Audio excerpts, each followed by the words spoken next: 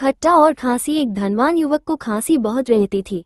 उसने कई उपाय किए, कई दवाएं ली, परंतु खांसी जाती ही नहीं थी। जाती भी कैसे? उसे खट्टी वस्तुएं खाने का बड़ा शौक था। खट्टी दही, खट्टी लस्सी, खट्टी चटनी, खट्टी चाट, खट्टा अचार और ऐसी ही कई अन्य वस्तुएं वो खाता रहता था। खांसी ठीक कैसे होती?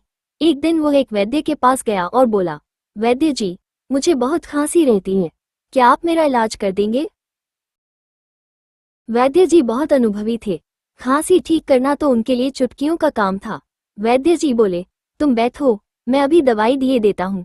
लेकिन यदि वैद्य जी अनुभवी थे तो वह मरीज भी कोई कम अनुभवी नहीं था। वो जानता था कि दवाई देते ही वैद्य जी खट्टा खाने को मना करेंगे। वो बोला, मैं आपकी दवाई तो अवश्य ले, तो इससे पहले कि वैद्य जी कुछ कह पाते लूंगा, पर मेरी एक शर्त है कि मैं खट्टी वस्तुएं खाना बंद नहीं करूंगा। वैद्य जी समझ गए कि यह व्यक्ति जीभ का चटोरा है। वैद्य जी ने सोचा कि अगर यह परहेज नहीं करेगा तो ठीक कैसे होगा।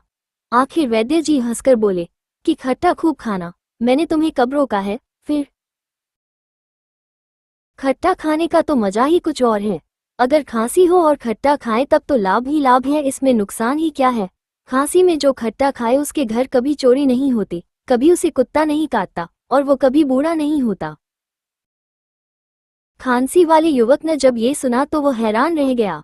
वैद्य जी ऐसा कहेंगे, उसने कभी स्वप्न में भी नहीं सोचा था। वो बोला, ये तो आपने बहुत अच्छी बात कही, पर मैं समझा नहीं, आप जरा विस्तार से समझाइए। वैद्य जी बोले, देखो, यदि तुम्हें खांसी है और ऊपर से खट्टा खाने की लत है तो जल्दी ही तुम्हें कुत्ता खांसी हो जाएगी। तब तुम रात भर कुत्ते की तरह खांसते रहोगे, स्वयं भी जागोगे और घर वालों को भी जगाए रखोगे। तो जब सभी जागते हुए ही पड़े रहेंगे, सोएंगे ही नहीं, तो ऐसे घर में चोर आएगा ही कैसे? और यूं लगातार खांसते खांसते जब तुम्हारा शरीर बहुत अधिक कमजोर हो जाएगा, हाथ पांव कांपने लगेंगे, तब तुमसे बिना लाठी के चला ही नहीं जाएगा। और तुम स्वयं विचार करो कि जिसके हाथ में हर समय लाठी रहेगी उसे कुत्ता कैसे काटेगा?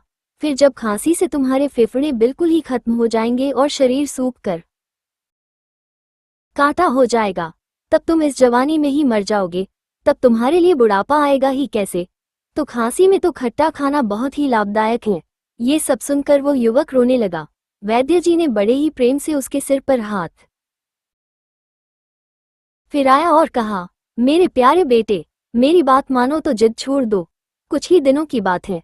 जब तक खांसी पूरी तरह से ठीक न हो जाए तब तक पूर्ण परहेज रखना ही चाहिए। फिर तो जैसा सामान्यतया सभी खाते हैं तुम भी खा लेना, बस मात्रा का ध्यान रखना, तब तुम्हें कोई परेशानी नहीं होगी। यही हाल हम सब का भी है। हम भगवान की कृपा और आशीर्वाद पाना तो चाहते हैं, लेकिन हम अपने अहंकार, मोह और वासनाओं को नहीं त्यागना चाहते हैं। दोस्तों, अगर आपको हमारी यह जानकारी अच्छी लगी हो तो वीडियो को एक लाइक जरूर करें और अपने दोस्तों के साथ शेयर करें। चैनल सोच विचार को सब्सक्राइब करना ना भूलें ताकि हर वीडियो आपको समय पर मिल सके। DHANYWAD